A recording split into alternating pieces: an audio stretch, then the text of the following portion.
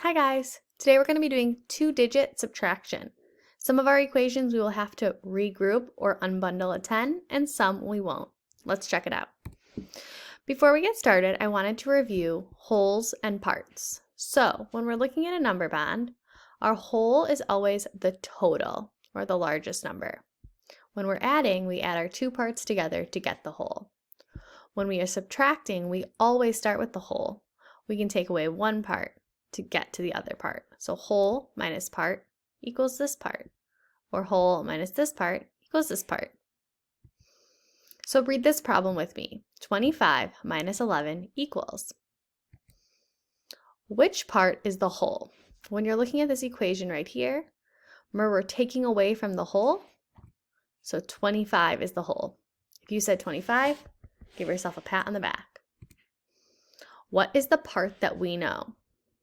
25 minus 11 equals, the part that we know is 11. So we start with the whole, that's 25, we take away 11, and we need to find the missing part. So that's right. When we use number discs to solve a subtraction problem, we only put the whole on our chart.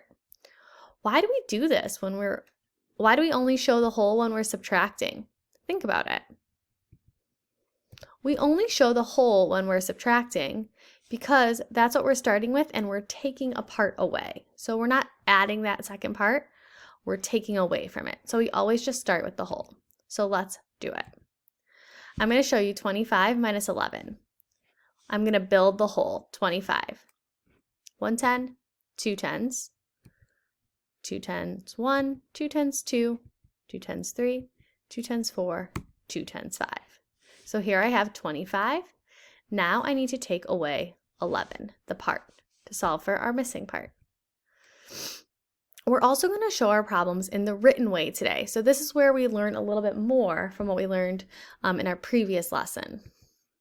So what is the whole we're subtracting from? 25. We want to look carefully at the number that we're subtracting from, the whole, and we need to see if we need to do any unbundling when we take away our part. So let's line up the numbers. We're going to want to do exactly what we did for addition.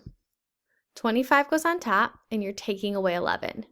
You want to make sure your ones are on top of each other and your tens are on top of each other. Just like addition, we always start by looking at the smallest place value.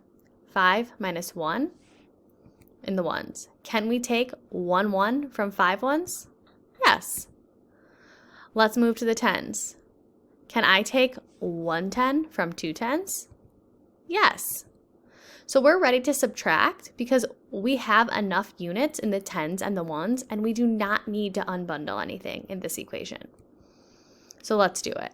5 minus 1 equals 5. Take away 1, and we get how many? 1, 2, 3, 4. Nice. So we can put that just below the ones place. 5 minus 1 equals 4. Now we're moving to the tens. We're taking 1 10 away from 2 10s. 2 minus 1 equals 2. Cross out 1 makes just 1. So now we can put that below the tens place. 5 minus 1 is 4. 2 minus 1 is 1. So 25 minus 11 is 14. What is 25 minus 11? 14. Nice work. All right, let's try another one. Look at this equation, 22 minus 13. What should I do first? Remember, we look at the ones place first and figure out if we need to unbundle a 10. I'm looking closely. I have a 2 in my ones place and I need to take away 3 ones. Can I subtract 3 ones from 2 ones? If I only have 2, can I take 3 away? No. So I should decompose or unbundle a 10. Let's do it. I cross out one of my 10s. I draw my line over. 1 10 is the same as 10 ones. There you go. Now I can take away 3 ones. Whatever I did in my drawing, I also have to do in my written form. So 2 minus 3. I couldn't do that. We had to unbundle. How do we record this? Watch carefully. I cross out the 2 and turn it into a 1. That's the same thing. We took away one of our 10s, and then we're bringing those 10 ones over. So 2 1s plus 10 1s is 12 ones. So we're going to cross out our 2 and write 12. So now we have 12 ones and 1 10. Now I can subtract. Same as what I have here, right? 1 10 left over, and now I have 10, 11, 12, 1. So it's exactly the same thing.